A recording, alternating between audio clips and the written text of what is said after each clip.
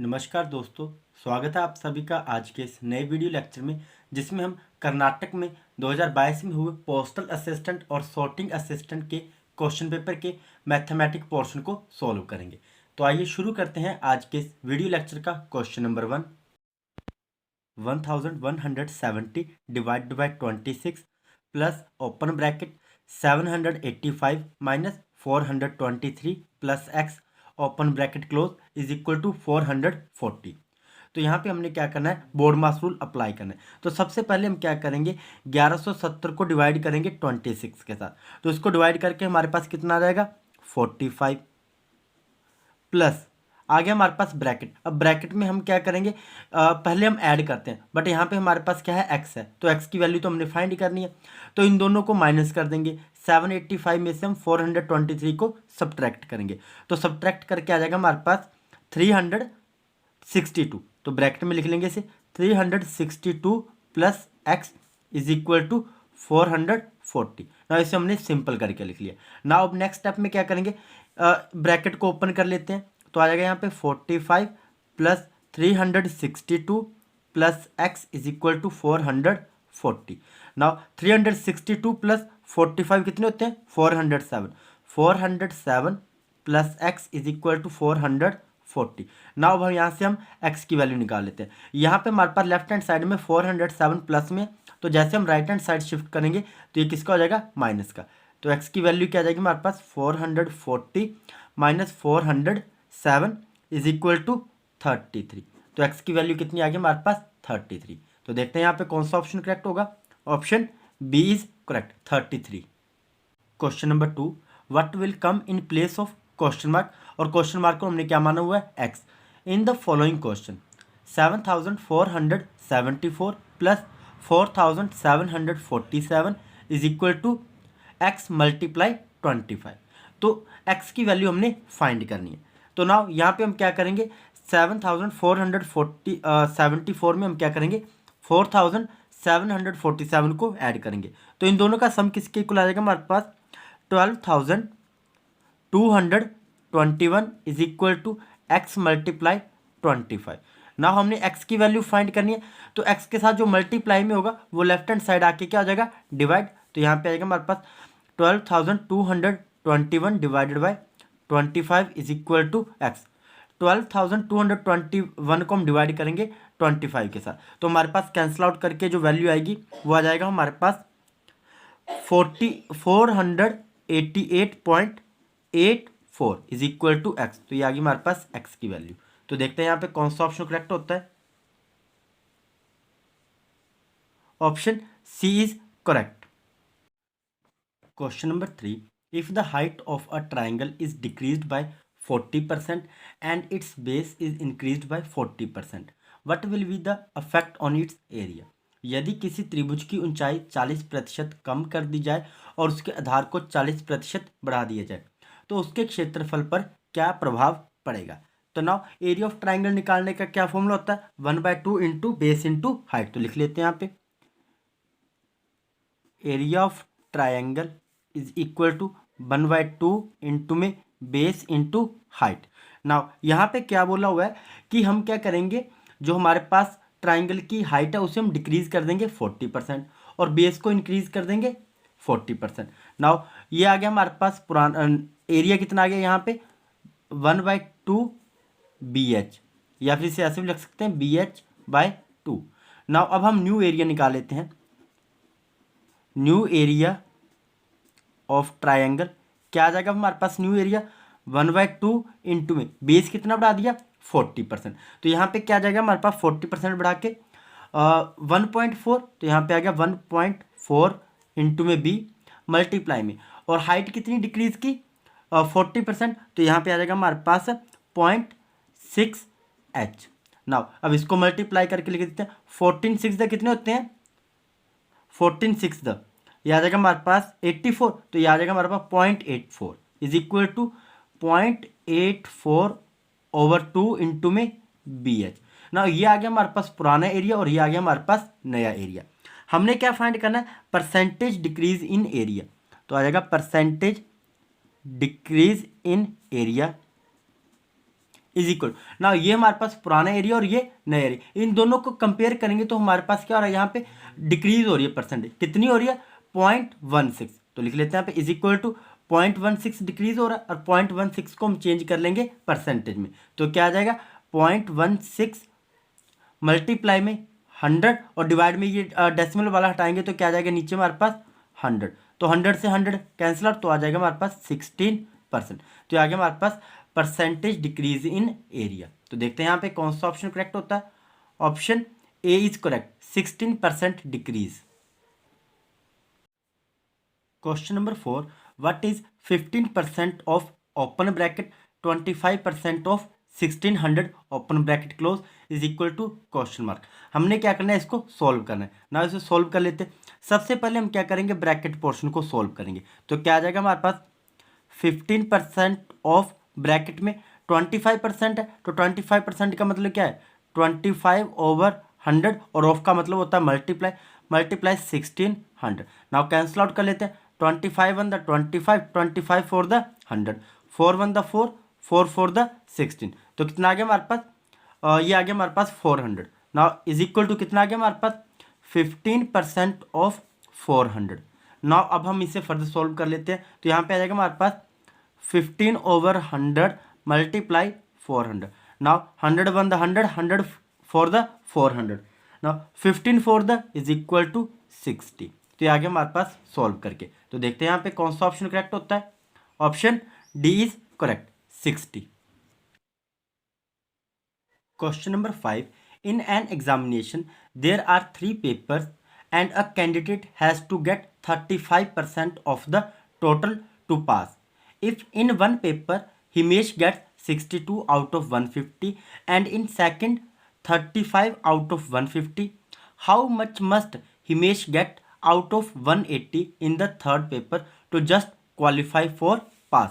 तो यहाँ पे हमें 3 पेपर के मार्क्स बताए हुए हैं कि कितने कितने मार्क्स में से वो पेपर कंडक्ट किया जा रहा है, तो यहाँ पे लिख लेते हैं exam total marks, exam total marks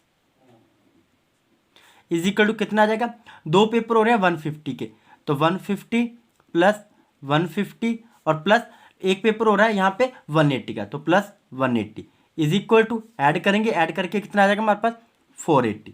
now अब जो 3 पेपर हो रहे हैं वो तीनों पेपर कितने मार्क्स के हो रहे हैं, टोटल सम कितना आ जाएगा 480। अब 480 में से कितने मार्क्स चाहिए उसे पास होने के लिए 35%, तो यहाँ पे लिख लेते हैं टोटल मार्क्स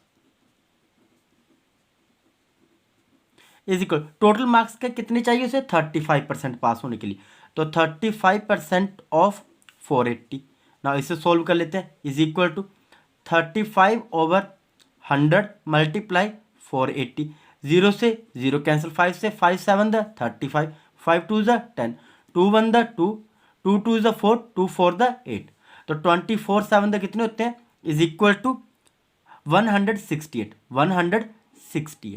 ना। अब उसे 35% जो मार्क्स चाहिए वो किसके इक्वल आ रहे हैं 168 के। नाउ नेक्स्ट क्या आ जाएगा हमारे पास, मार्क्स गोट इन 2 पेपर, अब 2 पेपर के मार्क्स उससे बताए हुए हैं कि 150 में से उसे 62 मिले और नेक्स्ट पेपर में से कितने मिले 150 में से 35, तो यहाँ पे लिख लेते हैं marks got in 2 paper in 2 paper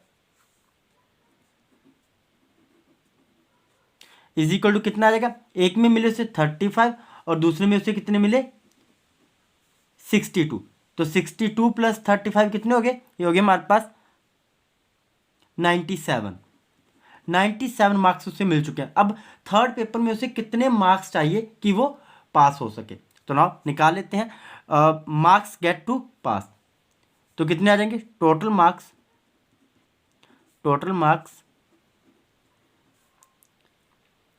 two get pass is equal to, अब 35% मार्क्स किसके इक्वल आ रहे हैं 168 के, तो 168 माइनस कर देंगे 2 पेपर में उसे कितने मार्क्स मिले, तो 2 पेपर के मार्क्स का सम किसके इक्वल आ रहा है 97, 168 में से हम 97 को सब्ट्रैक्ट कर देंगे, तो सब्ट्रैक्ट करके कितना आ जाएगा हमारे पास 71, तो थर्ड पेपर में उसे 71 मार्क्स चाहिए, तो देखते हैं यहाँ पे कौन सा ऑप्शन करेक्ट होता है। Option B is correct, 71। Question number 6, successive discount of 10%, 12% and 15% amount to a single discount of what. 10%, 12% और 15% की क्रमिक छूट की एकल छूट कितनी होगी। तो मान लेते हैं यहाँ पे हमें यहाँ पे कॉस्ट प्राइस नहीं दिया हुआ है, तो मान लेते हैं let 100 rupees be initial cost, let 100 rupees be initial cost, initial cost. Now अब 100 रुपीज़ पर पहले कितना डिस्काउंट दिया, 10%। तो लिख लेते हैं यहाँ पे rate after 10% discount, rate after 10% discount क्या आ जाएगा हमारे पास, 10% डिस्काउंट। देखिए अब देखो कॉस्ट कितनी है हमारे पास, इनिशियल कॉस्ट कितनी मानी हमने, 100 रुपीज़। तो 100 रुपीज़ के ऊपर कितना डिस्काउंट दिया, 10%। तो माइनस करेंगे 10%, 10% किसका माइनस करेंगे, जो इनिशियल कॉस्ट लिया हमने, 10% ऑफ 100। ना अब हम इसे सॉल्व कर लेते हैं, क्या आ जाएगा, 100 माइनस 10/100 मल्टीप्लाई 100, 100 से 100 कैंसिल इज इक्वल टू कितना आ गया, 100 minus 10 is equal to 90 rupees. Now अब नेक्स्ट कितना डिस्काउंट दिया गया, 12%। अब ये जो 12% डिस्काउंट है वो किसके ऊपर दिया गया होगा, वो हमारे पास ये वाला कॉस्ट प्राइस आ जाएगा। Now rate after 12% discount, 12% discount. अब नाउ अब हमारे पास कॉस्ट कितनी रहेगी, 90। तो 90 माइनस 90 रुपीज़ के ऊपर ही क्या होगा हमारे पास, नेक्स्ट डिस्काउंट दिया जाएगा। तो 90 minus 12% of 90। Now 90 minus 12/100 multiply 90, 0 से 0 कैंसिल, 2 6 ज़ 12, 2 5 ज़ 10। तो इज इक्वल टू आ जाएगा हमारे पास 90 माइनस, इसको सोल्व करके हमारे पास आ जाएगा 10.8। तो 90 माइनस 10.8 इज इक्वल टू, ये हमारे पास वैल्यू आ जाएगी 79.2, 79.2 रुपीज़। ना ये प्राइस कब आया हमारे पास, जब पहले 10% डिस्काउंट दिया, उसके बाद फिर 12%, अब 12% के बाद हमारे पास वैल्यू ये रहेगी। अब नाउ नेक्स्ट कितना डिस्काउंट है, 15%। तो यहाँ पे हम लिख लेते हैं रेट आफ्टर 15% डिस्काउंट कितना आ जाएगा हमारे पास, इज इक्वल टू। ना अब हमारे पास जो करंट कॉस्ट प्राइस है वो कितना है, 79.2 रुपीज़। तो 79.2 माइनस करेंगे कितना, 15% ऑफ कॉस्ट प्राइस। तो कॉस्ट प्राइस कितनी है, 79.2।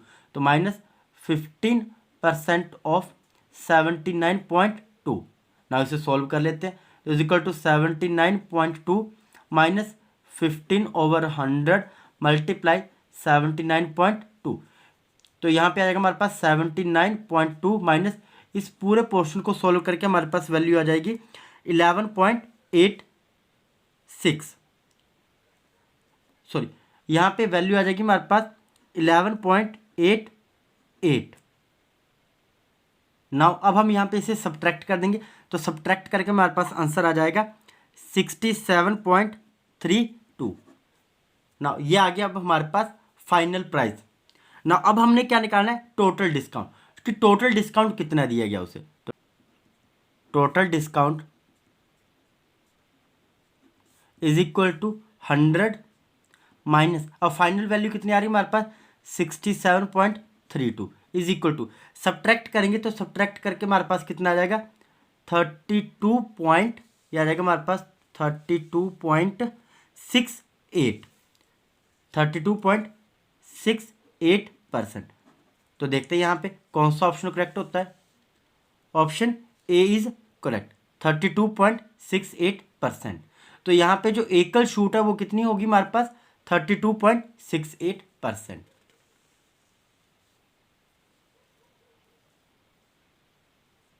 Question number 7, the cost price of an article is 64% of the mark price, calculate the gain percent after allowing discount of 12%। एक वस्तु का क्रय मूल्य बाजार मूल्य का 64% है, 12% की छूट देने के बाद लाभ प्रतिशत की गणना करें। तो यहाँ पे हमें मार्क प्राइस नहीं बताए हुए, तो मान लेते हैं let mark price is equal to 100 rupees. ये आ गया हमारे पास mark price. Now cost price कितना है मार्क प्राइस का 64%, तो 64% ऑफ 100 किसके इक्वल आ जाएगा 64 के इक्वल। तो यहाँ पे हमारे पास कॉस्ट प्राइस कितना आ गया, कॉस्ट प्राइस कैसे निकाल लेते हैं, यहाँ पे लिख लेते हैं is equal to 64% of 100। Mark price हमारे पास 100 रुपीज़ है, तो इज इक्वल टू 64/100 मल्टीप्लाई 100, तो 100 से 100 कैंसिल इज इक्वल टू 64। ये आ गया हमारे पास कॉस्ट प्राइस। और सेलिंग प्राइस निकाल लेते हैं। सेलिंग प्राइस कैसे निकालेंगे, 12% डिस्काउंट अलाउ करने के बाद। तो सेलिंग प्राइस आ जाएगा हमारे पास 100 minus 12% of 100 is equal to, इसे सोल्व कर लेते हैं 100 माइनस 12/100 मल्टीप्लाई 100, 100 से 100 cancel, 100 minus 12 is equal to 88।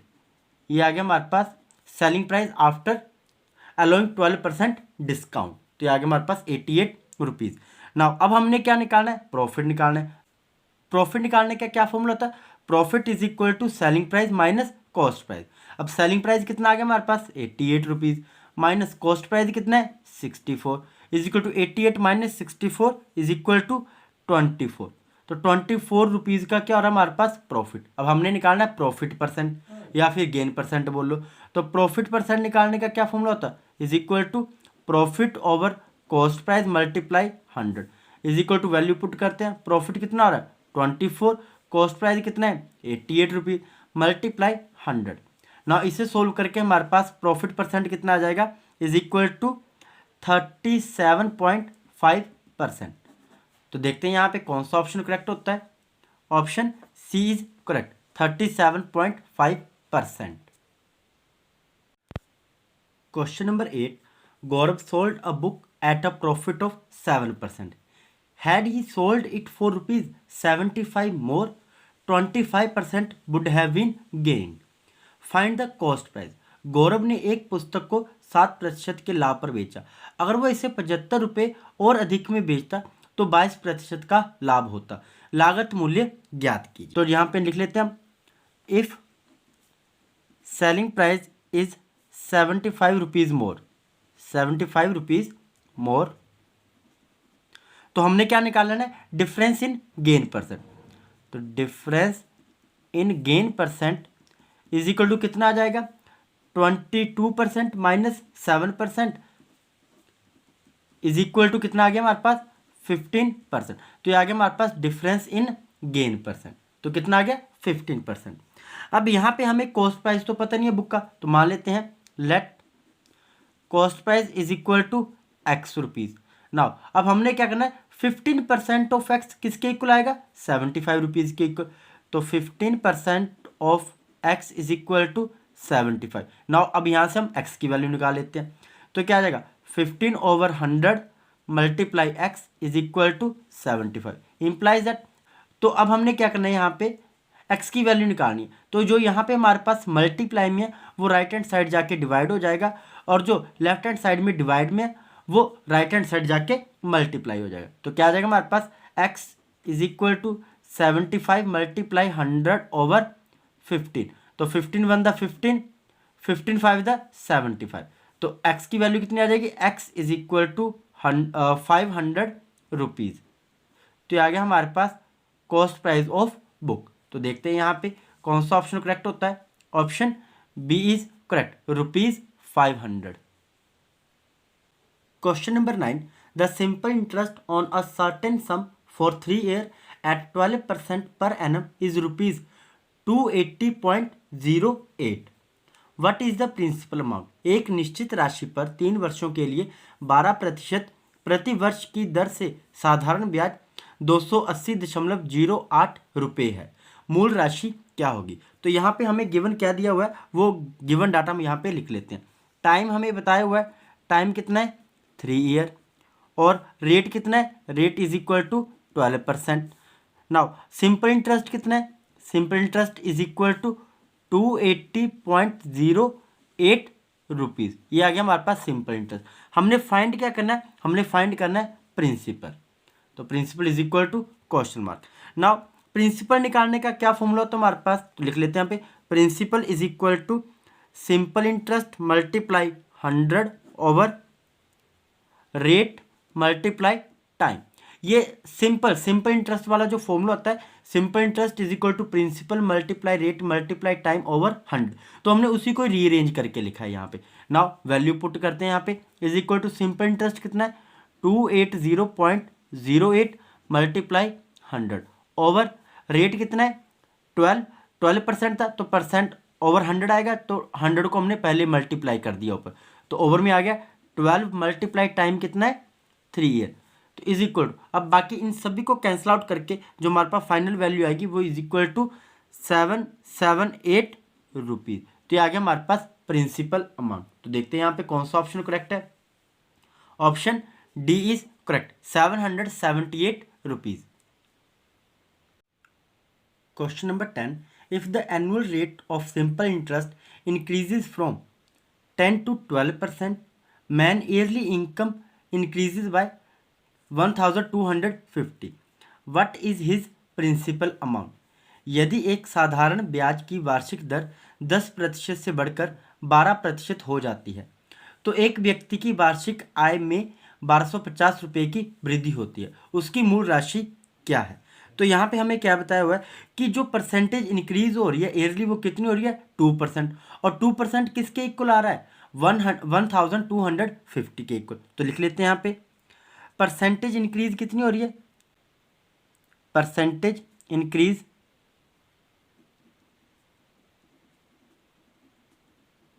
Is equal to 2%। Now income कितनी इंक्रीज हो रही है ईयरली, तो income increase yearly is equal to 1250 rupees. ना ये जो हमारे पास 2% है किसका, प्रिंसिपल का, तो लिख लेते हैं यहाँ पे 2% of principal is equal to 1250। Now अब इसे फर्दर सोल्व करके लिख लेते हैं। 2% का मीन्स क्या यहाँ पे 2/100, ऑफ का मतलब multiply, principal is equal to 1250। ना यहाँ से हम प्रिंसिपल की वैल्यू निकाल लेंगे, तो पी क्या आ जाएगा हमारे पास, जो यहाँ पे हमारे पास लेफ्ट हैंड साइड में मल्टीप्लाई में वो राइट हैंड साइड जाके डिवाइड हो जाएगा, और जो यहाँ पे डिवाइड में वो राइट हैंड साइड जाके मल्टीप्लाई हो जाएगा। तो प्रिंसिपल कितना आ जाएगा हमारे पास, principal is equal to 1250 multiply 100 divided by 2, तो 2 से कैंसिल आउट करते हैं, 2 1 द 2, 2 6 द 12, 2 2 द 4, 2 5 द 10, 625 को 100 से मल्टीप्लाई करेंगे तो प्रिंसिपल हमारे पास आ जाएगा 62,500 रुपीज़। तो ये आ गया हमारे पास प्रिंसिपल अमाउंट। तो देखते हैं यहाँ पे कौन सा ऑप्शन करेक्ट होता है। Option A is correct, 62,500 rupees. Question number 11, a sum of money will double itself in 16 year at simple interest at an yearly rate of what. एक राशि डैश की वार्षिक दर से साधारण ब्याज पर 16 वर्षों में अपने आप दोगुनी हो जाएगी। तो यहाँ पे ना ही तो हमें प्रिंसिपल बताया हुआ है और ना ही अमाउंट बताया हुआ है, तो मान लेते हैं जो हमारे पास प्रिंसिपल है उसे हमने मान लिया x रुपीज़, और जो अमाउंट है वो कितना हो रहा है, डबल हो रहा है कितने में, 16 ईयर में। तो अमाउंट कितना हो रहा है हमारे पास, अमाउंट आ जाएगा प्रिंसिपल का डबल, तो प्रिंसिपल x है तो अमाउंट कितना आ जाएगा 2x, और ये अमाउंट 2x कब हो रहा है, जब टाइम कितना हमारे पास 16 ईयर, और रेट ऑफ इंटरेस्ट हमें पता नहीं है तो हमने ये फाइंड करना है। और अब हमारे पास प्रिंसिपल भी है और अमाउंट भी है, तो यहाँ से हम सिंपल इंटरेस्ट निकाल सकते हैं। तो सिंपल इंटरेस्ट निकालने का क्या फॉर्मूला होता है, अमाउंट माइनस प्रिंसिपल। तो अमाउंट कितना है 2x और प्रिंसिपल कितना x, तो 2x minus x is equal to कितना आ जाएगा x रुपीज़। ये आ गया हमारे पास simple interest. Now simple interest निकालने का फॉर्मूला क्या होता है, simple interest is equal to principal multiply rate multiply time over 100। Now value execute करते हैं यहाँ पे हम, इम्प्लाइज दैट सिंपल इंटरेस्ट कितना है x is equal to principal x multiply rate हमने फाइंड करना, तो रेट को आर ही लिखा रहने देंगे, मल्टीप्लाई टाइम कितना है 16 ईयर, तो multiply 16 over 100।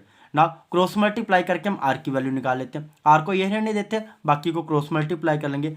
Are is equal to x multiply 100 over x multiply 60। तो x के साथ x कैंसिल आउट हो जाएगा। अब 4 से काटते हैं, 4 4 द 16, 4 25 इज द 100, तो इज इक्वल टू 25/4%। तो ये आ गया हमारे पास रेट। अब 25/4% को हम डेसिमल में भी लिख सकते हैं।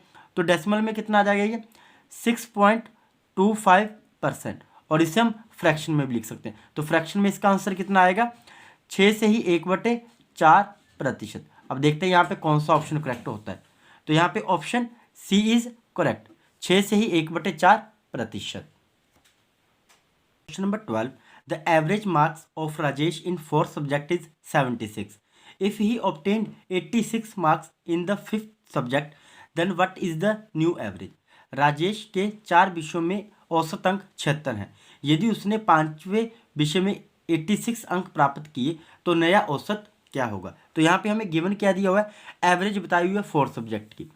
Average of 4 subject is equal to कितनी है 76। नाउ टोटल निकाल लेते हैं हम, total marks in 4 subject. Total marks in 4 subject कितना आ जाएगा 76 मल्टीप्लाई 4 इज इक्वल टू 304। तो आगे हमारे पास total marks in 4 subject. Now 5th subject में उसने कितने मार्क्स ऑब्टेन किए 86। तो लिख लेते हैं यहाँ पे marks obtained in 5th subject is equal to 86 marks. ना अब हम टोटल मार्क्स निकाल लेते हैं 5 सब्जेक्ट के। तो total marks in 5 subject, total marks in 5 subject is equal to कितना आ जाएगा, 4 सब्जेक्ट के मार्क्स कितने हैं 304 और 5th के कितने हैं 86, तो प्लस 86 इज इक्वल टू 390। तो ये आगे हमारे पास 5 सब्जेक्ट के टोटल मार्क्स। ना अब हमने क्या निकालना है, एवरेज निकालनी है। तो average of average marks of 5 subject is equal to कितना आ जाएगा 390 डिवाइडेड बाय 5। अब 5 से कैंसिल आउट करेंगे, 5 1 द 5, 5 7 द 35, और कितना बच गया 4, तो 5 8 द 40 इज इक्वल टू 78 मार्क्स। तो एवरेज मार्क्स कितने आ जाएंगे 5 सब्जेक्ट के 78। तो देखते हैं यहाँ पे कौन सा ऑप्शन करेक्ट होता है। Option A is correct 78। Question number 13, the average age of a group of 10 student is 15 year.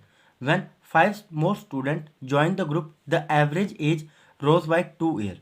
What is the average age in year of the new student? तो यहाँ पे हमें गिवन क्या दिया हुआ है, एवरेज एज दी हुई है 10 स्टूडेंट की। तो लिख लेते हैं यहाँ पे average age of 10 student is equal to कितनी है 15 ईयर। तो यहाँ से हम टोटल एज निकाल लेते हैं 10 स्टूडेंट की। Total age of 10 student is equal to 15 multiply 10 is equal to 150 year. अब नेक्स्ट क्या बोला हुआ है कि जब 5 स्टूडेंट और ज्वाइन करेंगे ग्रुप को, तो जो एवरेज एज है वो 2 ईयर से बढ़ जाएगी। तो लिख लेते हैं यहाँ पे जब 5 स्टूडेंट और ग्रुप में ज्वाइन हो गए तो अब कितने हो जाएंगे 15 स्टूडेंट। तो एवरेज एज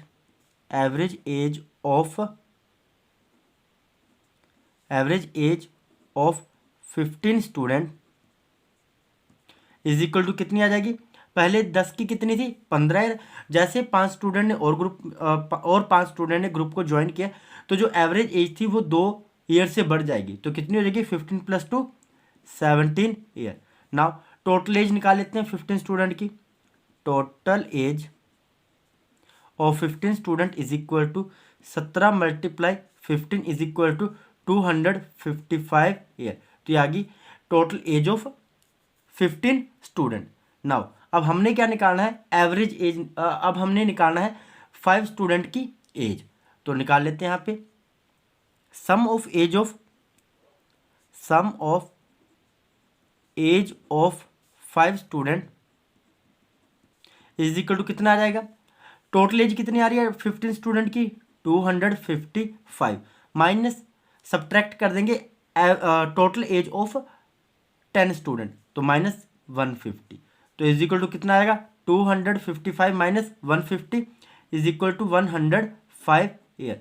ये आ गई sum of age of 5 student is equal to 105 year. अब हमने निकालना है एवरेज एज, तो average age of 5 student, average age of 5 student is equal to कितना आ जाएगा 105 divided by 5, 5 one the 5 is equal to 5 two the 10, 5 one the 5, तो कितनी आ जाएगी 21 ईयर। तो ये आ गई हमारे पास एवरेज एज ऑफ 5 स्टूडेंट। तो देखते हैं यहाँ पे कौन सा ऑप्शन करेक्ट होता है। Option D is correct, 21 year. Question number 14, the average age of 7 consecutive number is 20. The largest of these number is what? लगातार 7 संख्याओं का औसत 20 है, इनमें से सबसे बड़ी संख्या क्या होगी। तो यहाँ पे हमें बोला 7 कॉन्सिक्यूटिव नंबर का हमने क्या निकालना है, एवरेज दिया हुआ है, हमें कितना दिया हुआ है 20, तो हमने सबसे बड़ी संख्या हमने फाइंड करनी है।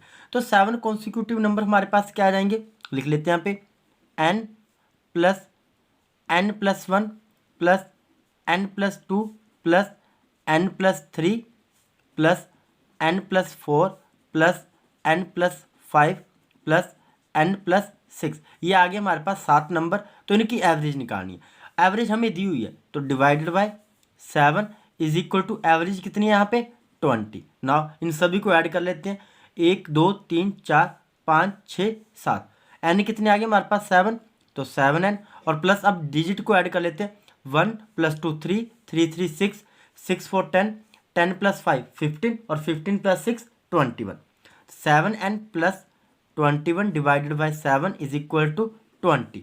नाउ 7 को हम यहाँ से कॉमन निकाल लेते हैं 7n प्लस 21 से, तो इम्प्लाइज दैट क्या आ जाएगा, 7 को कॉमन निकाल लिया, अंदर बच गया हमारे पास n+3 divided by 7 is equal to 20, 7 से 7 कैंसिल आउट हो जाएगा। Now n+3 is equal to 20 implies that n की वैल्यू कितनी आ जाएगी हमारे पास, n is equal to 20 minus 3 is equal to 17, तो n की वैल्यू कितनी आ गई हमारे पास 17। अब हमने क्या करना है, सबसे बड़ी संख्या फाइंड करनी है। तो सबसे बड़ी संख्या क्या है हमारे पास यहाँ पे n+6, तो n+6 is equal to n की वैल्यू पुट कर देते हैं यहाँ पे, तो कितना आएगा 17 + 6 इज इक्वल टू कितना आ जाएगा ऐड करके 23। तो जो सबसे बड़ी संख्या वो कितनी है 23। तो देखते हैं यहाँ पे कौन सा ऑप्शन करेक्ट होता है। Option C is correct, 23। Question number 15, A can do a work in 6 days, B take 12 days, C take as long as A and B would take working together. How long will it take B and C to complete the work together? तो यहाँ पे बोला हुआ है कि जो A है वो एक काम को 6 दिन में कर सकता है, B उसी काम को 12 दिनों में करेगा, और जो C है, C अकेला जितना काम A और B मिलके करेंगे C उस काम को अकेला करेगा। ना हमने फाइंड करना है कि B एंड C दोनों एक साथ मिलके एक दिन में कितना काम करेंगे, या फिर दोनों मिलके एक काम को कितने दिनों में ख़त्म कर सकते हैं। तो यहाँ पे लिख लेते हैं हम A का 1 डे वर्क निकाल लेते हैं यहाँ से हम, A's 1 day work is equal to कितना आ जाएगा, एक काम को कितने दिनों में ख़त्म करते हैं वो 6 दिन में, तो एक दिन में कितना काम करेंगे वो 1/6। नाउ B 1 डे वर्क कितना आ जाएगा इज इक्वल टू B एक काम को कितने दिनों में खत्म कर रहा है 12 दिनों में, तो एक दिन में कितना काम करेगा 1/12। नाउ ये दोनों एक साथ मिलके एक दिन में कितना काम करेंगे, तो वो निकाल लेते हैं हम।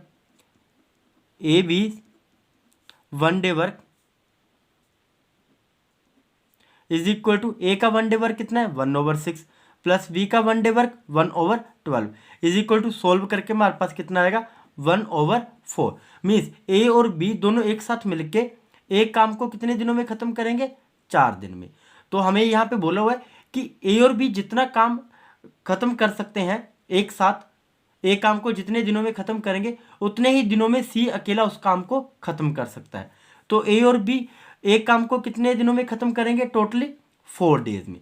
तो ना सी का काम कितना आ जाएगा, सी एक काम को ख़त्म करने में कितना दिन लेगा 4 days.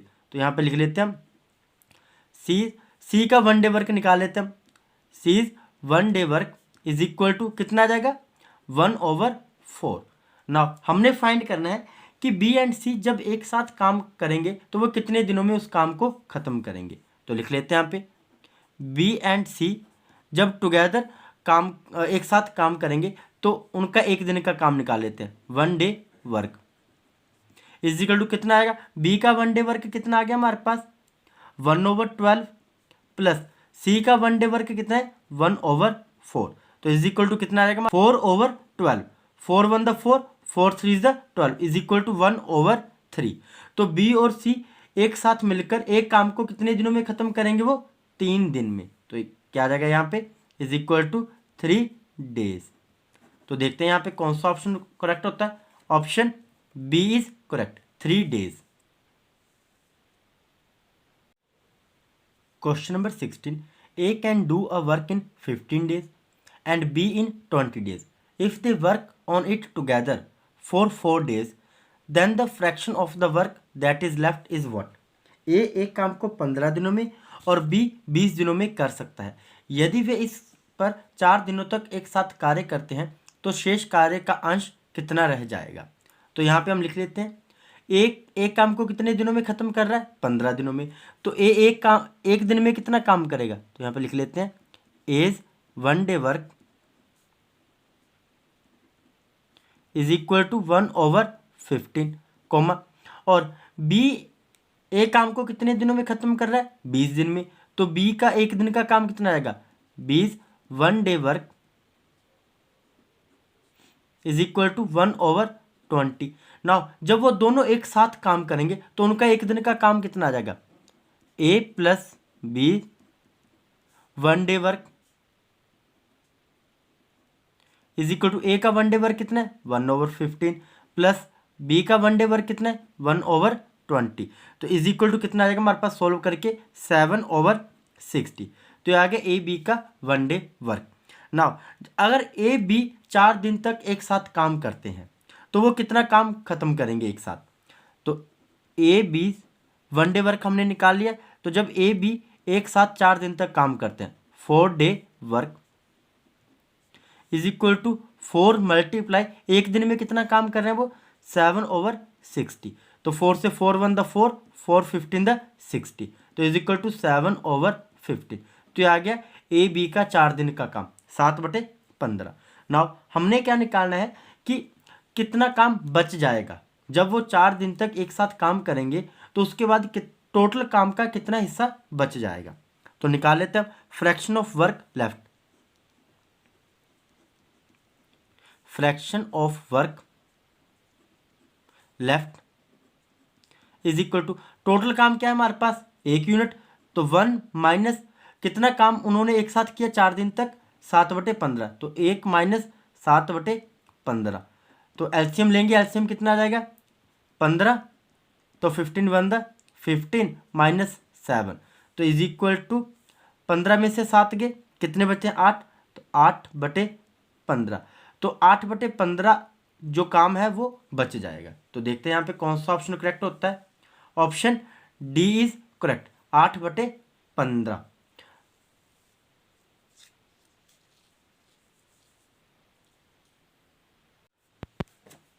Question number 17.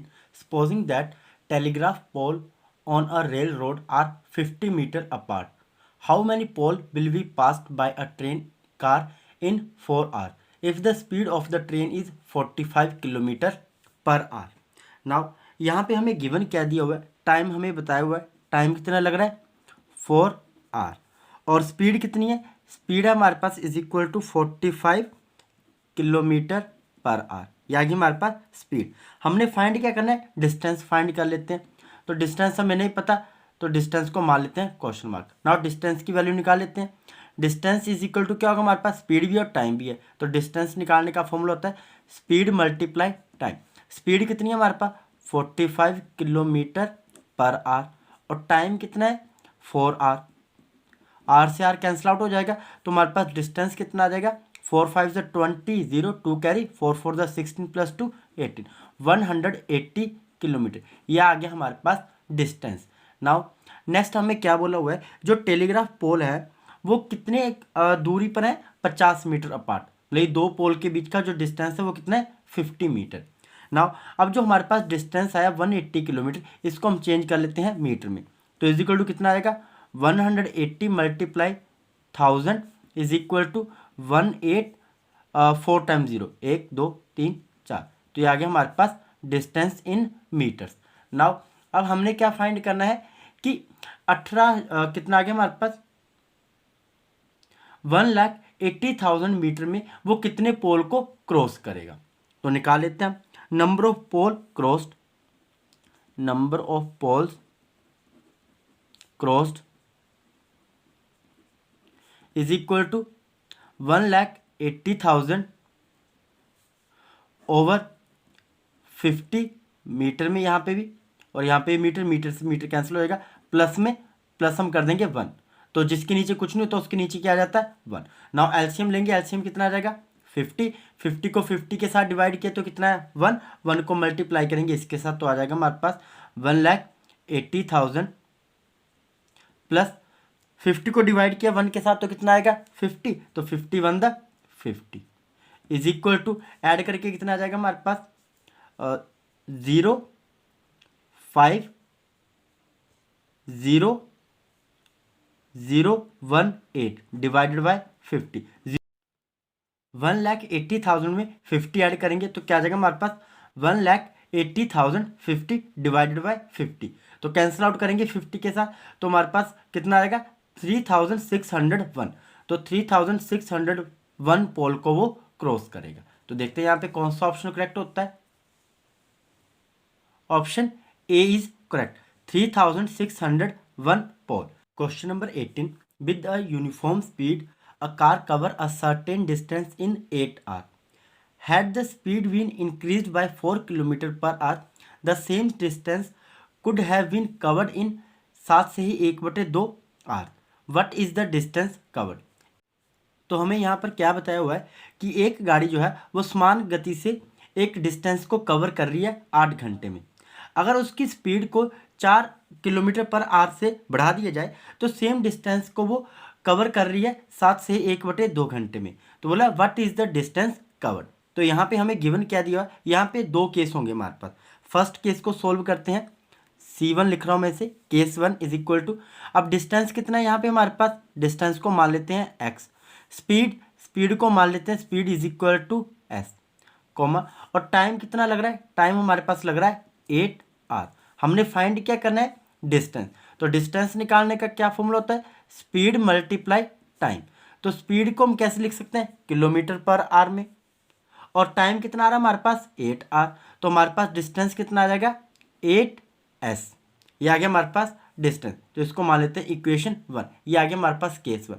Now case 2 में क्या बोला हुआ है, डिस्टेंस हमारे पास सेम है, डिस्टेंस कितना हमारे पास x, स्पीड कितनी होगी 4 किलोमीटर पर आवर इंक्रीज होगी। तो स्पीड कितनी आ जाएगी हमारे पास, पहले केस में कितनी थी s, और अब क्या होगी 4 किलोमीटर पर आवर इंक्रीज होगी, तो s plus 4 kilometre per our, तो आ गई हमारे पास स्पीड।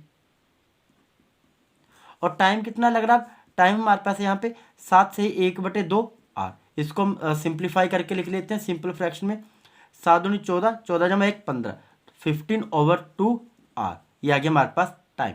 नाउ डिस्टेंस निकाल लेते हैं। डिस्टेंस निकालने का क्या फॉर्मूला होता है, स्पीड इंटू टाइम।